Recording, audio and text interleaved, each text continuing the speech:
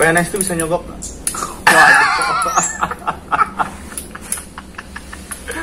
Wah, oke, selamat sore, kembali lagi di podcast bukan podcast. Antos pada subscribe. Yuk bantu like, comment, and share. Good luck, enjoy menonton. Halo sobat seru. Hari ini kita kedatangan tamu dari Bapak PNS. Wih, Bapak PNS. Umur 24 tahun sudah menjadi PNS. Dan sekarang akan mendapatkan gelar S2. Oke? Bro, S2 gelar.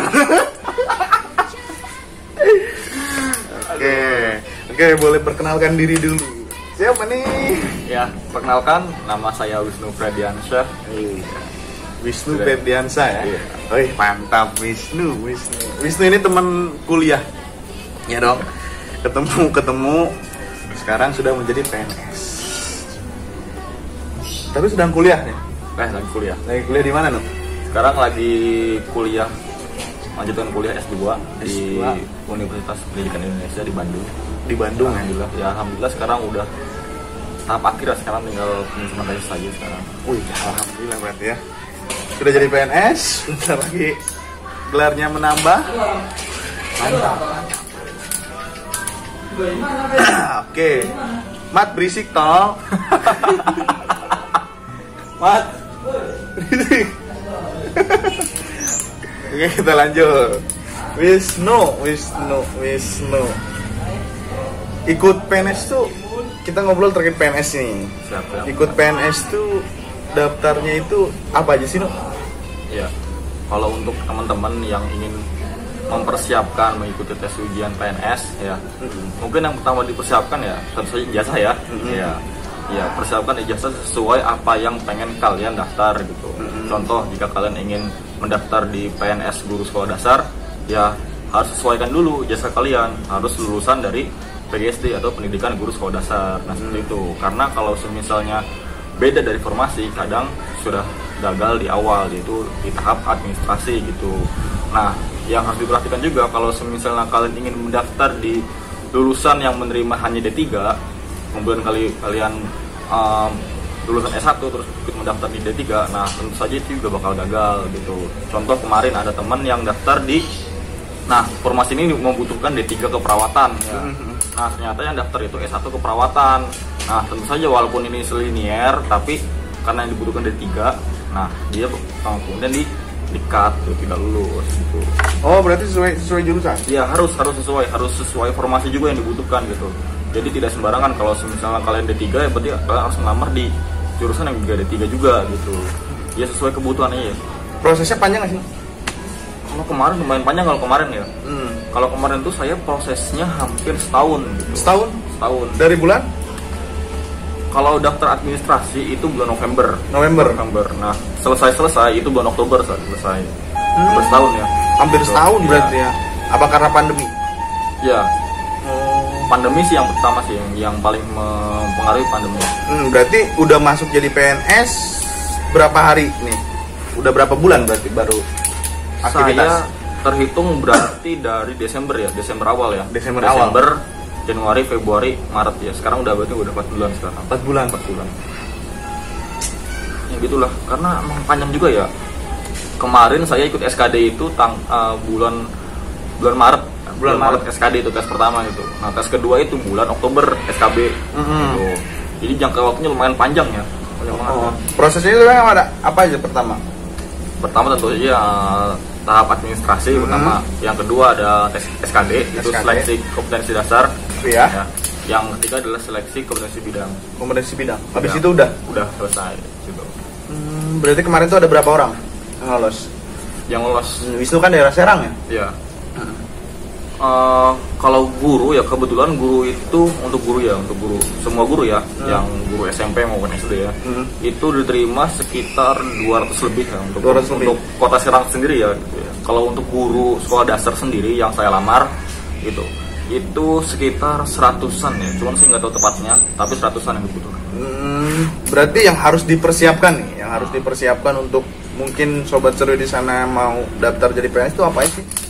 Yang pertama ya ijazah, tentu saja ya. Terus ada kakak kakak, KTP, gitu. Dan apalagi ya. Jadi sama kalau ya sesuai kebutuhan daerah ya biasanya diminta surat lamaran biasanya. Surat lamaran. Surat lamaran. Tapi kalau yang belum punya ijazah itu nggak bisa berarti? Nggak bisa. Tapi ada sih biasanya di kementerian tertentu biasanya membutuhkan SMA biasanya. SMA. Betul. Berarti sekarang di mana itu tugasnya Wisnu nih? Oh, kalau sekarang saya tugasnya di sekolah dasar ya. Di sekolah dasar. Sekolah dasar di SD Taman Baru 2, itu di Kota Serang, di belakang Unsera. Penempatan tuh se-Indonesia nggak sih? Penempatan tergantung karena saya itu melamarnya di CPNS daerah. Nah, di Kota Serang itu saya pasti penempatan di Kota Serang penempatannya. Tapi kalau misalnya saya melamar di CPNS-nya di kementerian, saya pasti Indonesia pasti. Oh, gitu. Berarti nih, kan Wisnu nih udah jadi PNS sekarang. Ya. Terus udah mau lulus juga S2. Itu tuh bisa langsung naik nggak? Oh, tentu bisa. Bisa. Banget, bisa banget. Jadi untuk teman-teman yang sedang melanjutkan S2 atau yang sudah lulus S2 tapi pengen melamar di sekolah dasar bisa. Tapi ingat kalau teman-teman yang sudah lulus S2 tapi pengen melamar di S1 ya tentu saja gunakan ijazah yang S1 gitu, jangan gunakan ijazah S2 gitu ya. Iya gitu. Jadi nanti karena PNS itu setiap 2 tahun ada kenaikan pangkat gitu. Nah, bisa kalian gunakan ijazah kalian untuk kenaikan pangkat nanti gitu. Jadi pertama kalian menggunakan ijazah S1, nah untuk naik pangkat kalian gunakan ijazah S2 gitu. PNS itu bisa nyogok nggak?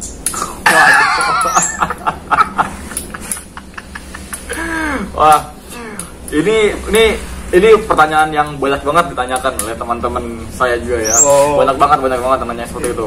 Bahkan ada yang berpikiran, wah ini mah lu nih CPNS nih karena nyogok mungkin nih gitu. Banyak banget stigma seperti itu, banyak banget. Cuman ya untuk teman-teman yang ada berkeinginan untuk menyogok gitu ya, punya orang dalam gitu ya. Nah, sayang sekali untuk CPNS itu tidak bisa menggunakan orang dalam, nggak bisa ya, kecuali bapak kalian Pak Jokowi baru bisa. bisa banget ya. Iya, kita mah tahu diri aja ya, kita tahu diri aja. Berarti tidak nyogok ya? Ya nggak bisa, soalnya emang CPNS sekarang itu by system ya, semuanya. Jadi dikelola oleh kat BKN ya. Dikelolanya sama itu? Iya, dikelolanya itu. Jadi semuanya by system semuanya. Jadi nggak bisa ada orang dalam, nggak bisa. Mau bapak kalian siapa kayak, mau bapak kalian kepala dinas, bapak kalian Nadiem Makarim juga nggak bisa nyogok ya? Kecuali bapak kalian Pak Jokowi. Nah, bisa, itu. Benar. Sepakat. Tapi kan karena memang banyak isu nih PNS itu kan banyak, ada katanya ada yang nyogok segala macam. Menurut Wisnu tuh tanggapan sebagai seorang PNS yang tidak nyogok itu gimana tuh? Wah, kalau ditanya tanggapan ya mungkin kalau misalnya orang pertama kali ketemu langsung bertanya, wah lu PNS nyogok ya? Wah itu mungkin sakit hati ya mungkin ya. Buat kita yang CPNS ya, mungkin buat kita yang PNS mungkin sakit hati ya kalau misalnya ada tiba-tiba orang yang ngomong seperti itu ya, wah lu nyogok ya. Karena perjuangan untuk dapat PNS itu susah banget, susah banget. Nah jujur saya itu kalau untuk mendapatkan PNS saya itu harus belajar setiap hari. Pagi, siang, sore, malam saya belajar terus. Jadi kalau tiba-tiba ada orang yang bilang, wah lo nyogok ya, wah tentu pasti sakit hati banget pasti. Benar pasti sih, karena perjuangan ya. Perjuangan berat. Dari nunggu lah, dari belajarnya lah, dari cemas-cemasnya lah, pokoknya mah semuanya deh. Iya benar. Jadi seakan kita digantung juga ya. Iya. Benar. Berarti itu dari Februari sampai Oktober. Iya. Itu digantungnya ya. Bener. Untuk tahun ini doang berarti? Tahun ini doang. Kalau untuk tahun-tahun biasa itu gimana sih kemarin? Kalau tahun-tahun biasa sebenarnya lebih cepat ya kalau tahun biasanya ya. Ya kalau temen yang tahun kemarin aja contohnya ya, dia cepet ya.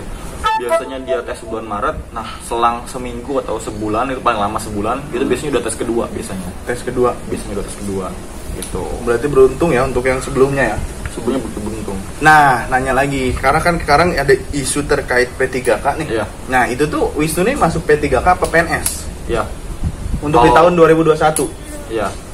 Kalau sekarang sebenarnya yang angkatan 2019 tesnya ya, itu ya lumayan beruntung ya untuk kita yang lulusan pendidikan gitu.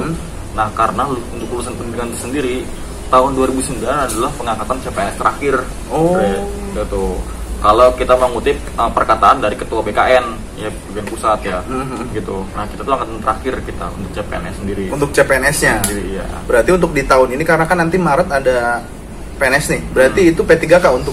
Nah, ya kalau P3K kalau untuk guru semuanya P3K untuk guru. Gitu. Untuk tahun ini? Ya, tahun 2021 untuk semua guru itu P3K. Untuk yang lainnya enggak? Untuk yang lainnya ada yang CPNS dan yang P3K juga, tergantung membutuhkan daerahnya. Gitu. Berarti untuk yang lain nih kalau misalkan mau daftar sekarang berarti kalau guru P3K. Iya. Bedanya? Ya, kalau P3K sama PNS ya, sebenarnya kalau untuk besaran gaji sebenarnya sama aja sebenarnya, tergantung kebijakan daerah ya. Ya, tergantung daerah. Nah, tapi yang membedakan adalah kalau P3K itu adalah sistemnya kontrak, ya sistemnya kontrak ya, sama kayak kalian ya pegawai swasta di pabrik lah gitu ya. Gitu. Jadi sistemnya ya kalian setiap tahun kontrak diperbarui gitu, setiap tahun diperbarui gitu. Nah, dia juga bedanya adalah kalau P3K itu nggak dapat tunjangan pensiun ya gitu. Kalau PNS kan dapatnya tunjangan pensiun, nah tapi kalau P3K itu nggak ada tunjangan pensiun gitu. Tapi sebenarnya kalau dari besaran gaji, tunjangan kesehatan sebenarnya sama aja lah semuanya lah gitu. Cuma ngebedain? Iya, ngebedain yang utama kalau P3K itu kontrak, terus yang terakhir itu yang kedua itu dia itu tidak dapat dana pensiun. Oh gitu iya. Gitu, berarti tapi SK dapat ya? Dapat semuanya, NIP dapat semuanya, dapat semua. Gitu. Terus terkait nih, kita ngomongin SK nih. Kebanyakan kan yang ngomong, kebanyakan yang SK digadein untuk keperluan dan segala macam, jadi PNS langsung gadein SK segala macam. Nah, itu gimana tuh menurut Wisnu sendiri? Apa udah gadein SK juga? Saya pernah dapat omongan begini. Katanya daripada SK berdiam diri di rumah, ya tiba-tiba kita nggak tahu nyimpennya di mana, lupa jauh di mana ya, atau nggak tiba-tiba kita nyimpen, tiba-tiba kebanjiran rumah kita kan kita nggak tahu ya, gitu. Nah, katanya mah mending disekolahin, katanya mah itu daripada hilang di rumah atau nggak lupa naruhnya kan ya. Nah, katanya mah kalau misalnya di bank itu lebih aman gitu. Lebih aman. Ya, ibaratnya disekolahin lah ya. Iya. Gitu. Kalau nih, Anda nanya, kalaupun misalkan SK itu digadein, berarti karena kan itu kasarnya itu kita ngutang ya. Ya. Berarti itu otomatis dipotong apa gimana? Iya. Kalau kita gadai SK, biasanya itu dipotong dari gaji kita gitu. Tergantung kita besaran potongan gajinya mau seberapa gitu, ya. Contoh, kita mau minjem 100 juta dari SK nih ya. Nah, kita bisa diatur di gaji kita gitu. Kita mau dipotong per bulannya berapa tahun gitu. Jadi contoh kita mau dipotong itu misalnya 12 tahun. Ya berarti tergantung besaran gaji kita gitu. Dipotongnya berapa per bulan berapa gajinya. Jadi sebenarnya masih itu. Oh, berarti tinggal dipotong dari gaji. Iya, gitu. Berarti tiap bulannya paling kita ngambil sedikit ya. Iya gitu. Makanya untuk kalian yang sebenarnya yang masih muda ya sebenarnya mah jangan gede-gede SK dulu deh gitu, biar menikmati gaji full kalian dulu lah. Iya gitu, betul sebenarnya mah. Terus mau digadein kapan? Waduh.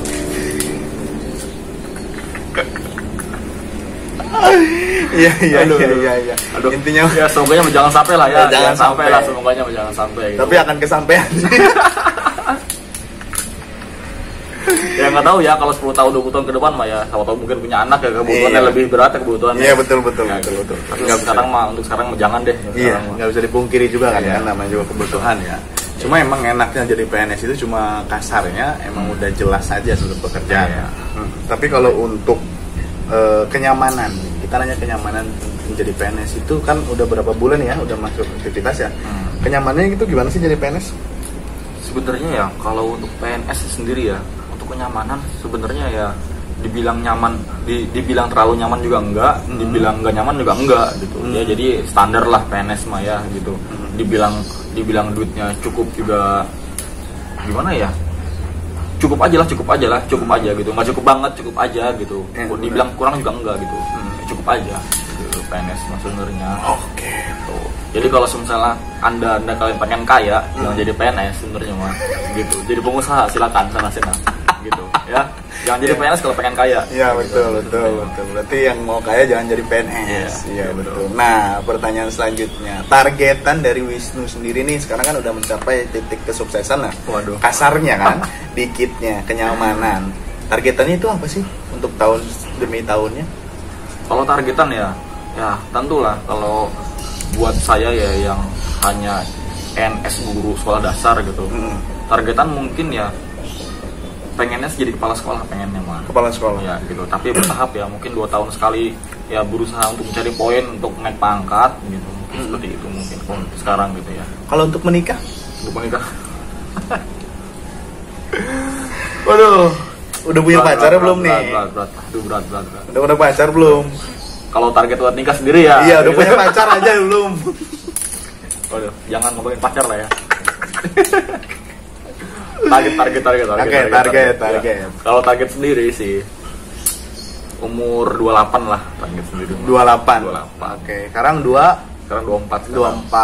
Nah, berarti calonnya udah ada. Calonnya masih cari nih. Ya, kalau aja ada yang mau. Masih cari. Yang kemarin waduh itu mah. Oh, nanti. Enggak. Berarti tapi untuk hari ini belum punya pacar ya? Aduh. Ya jangan bilang begitulah. Ya ini pertanyaannya belum apa udah? Ya masih mencari yang pas lah. Masih mencari yang pas, berarti sudah ada. Ya seperti itulah. Masih mencari yang pas. Oke, masih mencari yang pas.